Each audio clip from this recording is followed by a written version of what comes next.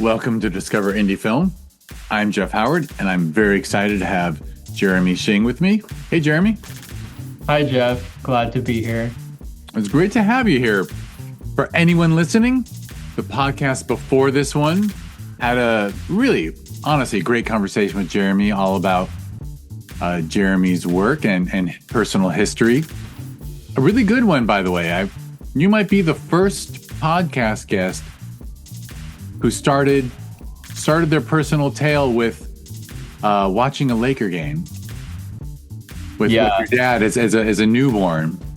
I'm glad. I want that to be my tombstone. You started with the Lakers and then you end up in film. I think it's great. Yeah. And so people should listen to that one. Just go to the podcast before this one. But this podcast, Jeremy is going to answer what we call the Discover Indie Film 4 questions, which are: name 3 films you love, name 3 favorite films, name an underrated film, name an overrated film, and name a lesser known film that people should seek out. But before I have Jeremy answer, I'm going to stop myself because I skipped the part where I mentioned that I met you because your film Fish played at Film Invasion Los Angeles in 2023, last year. Won the Audience Award for short film drama. It's one of my favorites. I absolutely love it. Love the creativity of it. And as we discussed, I'm a sucker for magical realism and just creativity in general. So Fish is a great film and people should check it out. So just go to watchtvhi.com to check it out. I think that's you can just do a free trial and just watch Jeremy's film if you want. But anyway, that's the film Fish, which we won't be talking about because now we're just going to find out what you love about cinema and film. So you want to just jump right into that naming 3 favorites? Yeah. And I currently have a tattoo for 2 of the 3. I'm hoping to get a 3rd sometime this year. But the 3 are Everything Everywhere All at Once, Eternal Sunshine of the Spotless Mind, and Blade Runner 2049. So all like very long titles that live in the sci-fi space. But yeah, all 3 of those films I think are pixel perfect movies for my taste and have definitely shaped my worldview and how I want to tell stories. I have to say that it's some wonderful work there, man. I'm a huge fan of Everything Everywhere All at Once. I just love that film. I might be a bigger fan of Eternal Sunshine of the Spotless Mind. I mean, talk about amazing creativity. Oh my God. Yeah. I feel like it's such an example of like either it's something I strive towards in my writing, or I just give up because I know I'll never make anything as good. It's just like that good. Well, yeah, no reason to give up. Yeah. But, and then I'll joke that I am of the age that Blade Runner 2049, like, I got to revisit it because a lot of people I respect like it, but, I really wanted to like it and I couldn't. Yeah. I think I just have a sweet spot for Denis Villeneuve's like filmmaking sensibilities. I really appreciate like slow burn cinema. Yeah. I mean, it was the first one of his films that I didn't love. But that's because I was, 11 when Blade Runner came out, so or 12. So, like I needed the story to be different. What can I say? So anyway, not about my opinions, but no, it is. It is like there's a conversation. Yeah. So you have an Eternal Sunshine tattoo? Yeah, I have of Joel and Clementine, that famous shot of them laying in the ice. I have it on my arm. That is, I always want to mention whenever that film comes up that might be the greatest love story ever told. Yeah. Because it's the most original way to tell a love story, I think. Yeah. I mean, you're speaking to the choir. Of course, I agree. For sure. Hopefully Well, I not. mean, it Yeah. literally is love is so powerful. Yeah. We can't, efforts to erase it will fail. Yeah. What's more romantic than that? Yeah. All right. And it also feels like very grounded. It's not like an unrealistic portrayal of love.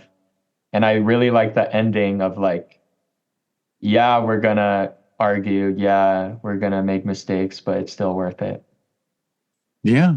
Yeah, absolutely. No. So, all right. Well, great list so far. I like the tattoo idea. By the way, just have to joke. So many people have come on this podcast and said, "Oh, I can only name three. It's so hard." But you're like, "I got tattoos for 2 out of 3." I mean, wasn't too hard for you to come up with your list. You just have to look at your arm. Yeah. Well, it's because uh I also use like Letterbox. So Letterbox, you list your 4 favorite films. And when I was thinking about it, it did take a while. But now that I have the four, like now I know. Yeah. Oh, do you want to name your fourth just for fun? Oh yeah, the fourth. Well, it's like 4A, 4B, like they're the same um fourth ranking for me depending on how I'm feeling that day, but it's either The Dark Knight or Inception, which I mean it's the same filmmaker too, but both are perfect movies for me as well. I'm with you, especially on Inception. I think that's an unbelievable achievement. Yeah. Uh, Another example of something I strive for, or I should just give up because I'll never make anything as good. you know, Mr. Nolan will never make anything as good. It feels that way sometimes. If he can keep moving forward, so can you. That's what I meant to Yeah. say. So Inception's your favorite movie of his? I think so, yeah. It'd be a battle between that uh and Memento, Mm, but no, it's better. It's just and the story is just too amazing. And yeah. the way it unfolds. Hmm. That movie just does everything right for me. Yeah. Same. Yeah. All right, well, question 2 is a film that is underrated. Yeah, I was looking it up before this interview and it has like terrible reviews, but I really like Comet, which is made by Sam Ismail, who did Mr. Robot. I think I have a huge uh soft spot for Sam Ismail though, because Mr. Robot is probably my favorite TV show that I've ever seen. And he has a lot of like he made Comet before Mr. Robot, and I could see the inklings of his filmmaking voice in that film. Um, just the way that he uses the camera, the way he frames his actors, the way he uses music and cuts between scenes is just so interesting. And basically anything he makes, I'm tuning in. Excellent. I gotta confess, I have not seen Comet. Yeah, I feel like no one has. It's like super, like if you told me that you saw Comet, I'd be surprised. Gotcha. I mean, and I guess you're not surprised that I love Mr. Robot, and I wish there had been, more seasons of it.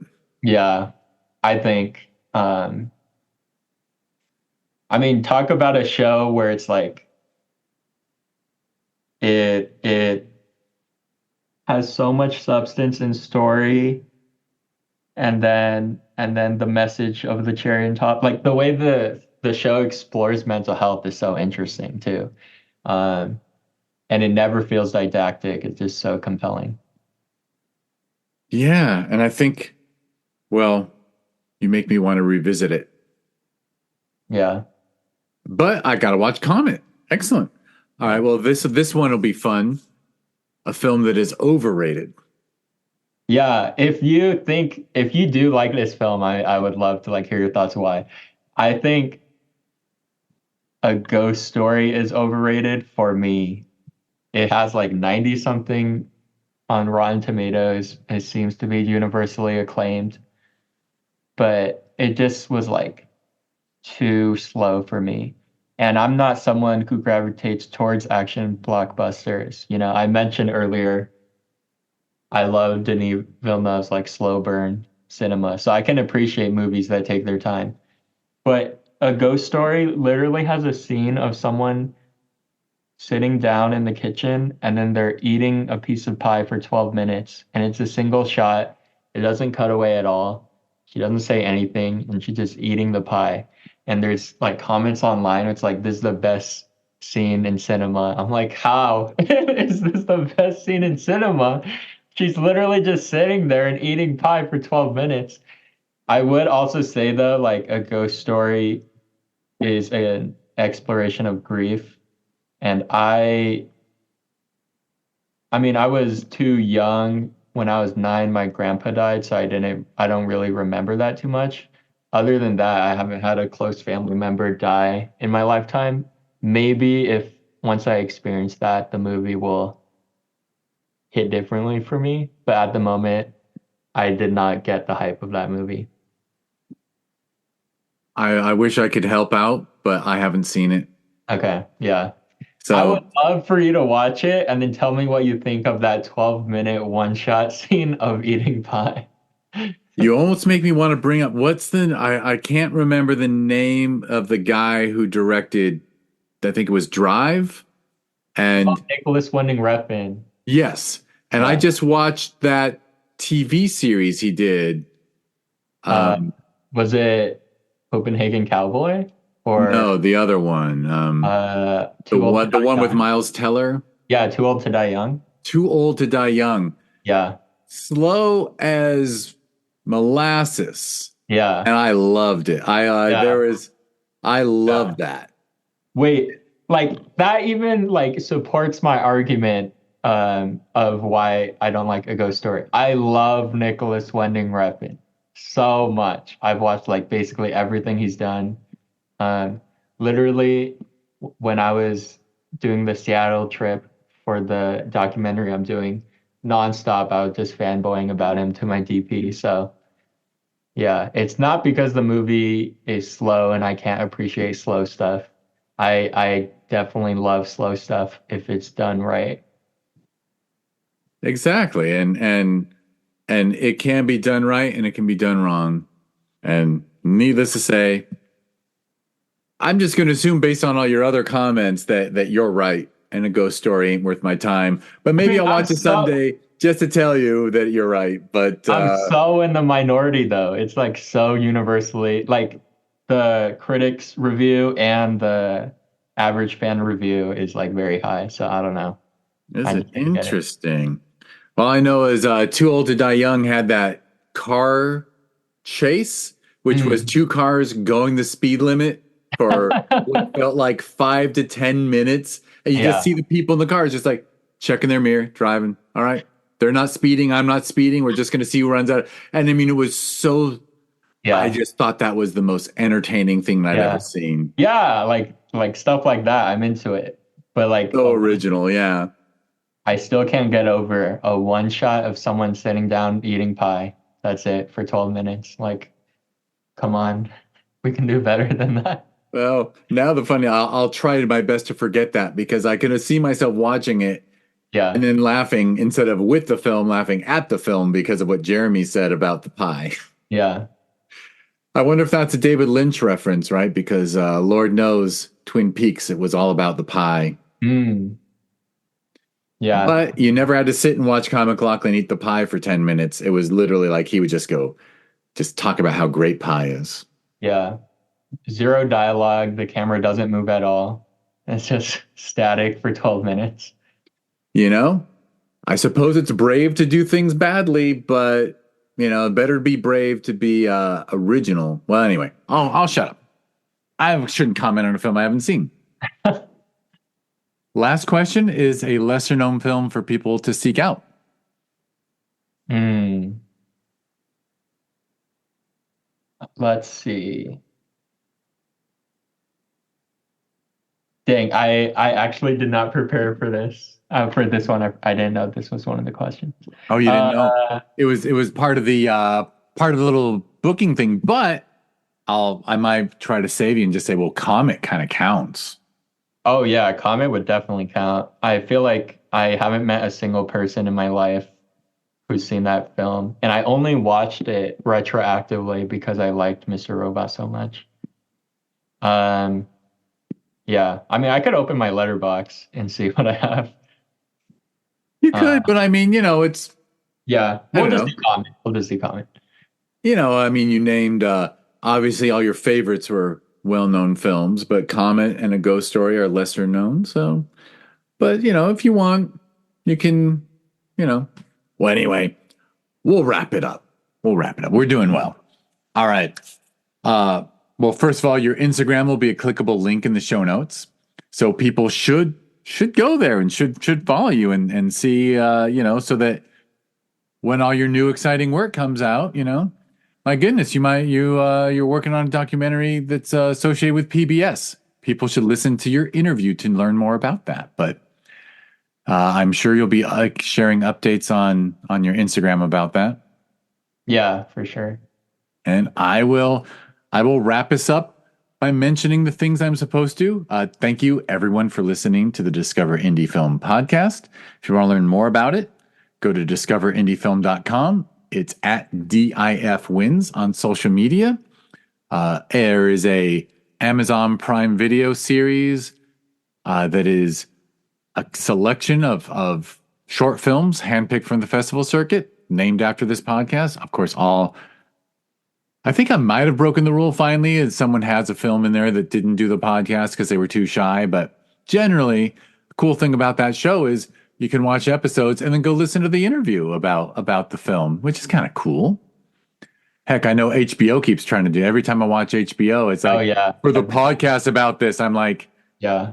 And then I watch it, it's like people who are like supporting characters talking about that day on set, and I'm like, no. If you don't have the creators of the show, don't waste my time.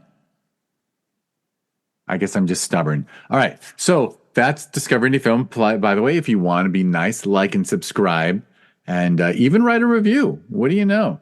I was telling Jeremy earlier that I think over 200 people have done this podcast, and no guilt trip, straight up guilt trip. There's not 200 5-star reviews on the Apple Podcast app, so I don't know what's going on. People do the podcast, they say they have a great time, they don't even review it. No pressure on you, Jeremy. No pressure. I feel the pressure, and I will give the 5 stars. And all right, and I met Jeremy because his film Fish played at Film Invasion Los Angeles. We hold that every June, and you can learn more at filminvasionla.com, and it's at Film Invasion LA on social media. It has a sister festival every December. That's the Sherman Oaks Film Festival. Same team, just more films. That's ShermanOaksFF.com, and it's at Sherman Oaks FF on social media. I think I mentioned that you can catch Fish if you go to watchtvhi.com, which anyone who likes indie film should check out watchtvhi.com. It's a smart TV app that's on all the smart TV platforms except that one that Samsung made that I haven't, that's exclusive to them. And all right, I think we're good. Did I say all I'm supposed to? Like and subscribe? Sure. All right, Jeremy. Thank you so much for this interview, Jeff. It was a great conversation. Thank you. It was great to talk to you and get to know you better. See, that's why I do this. Yes. Why do you do this stuff? And the answer is, in your probably 15-minute Q&A we did after your Fish screening, it was a great talk about Fish.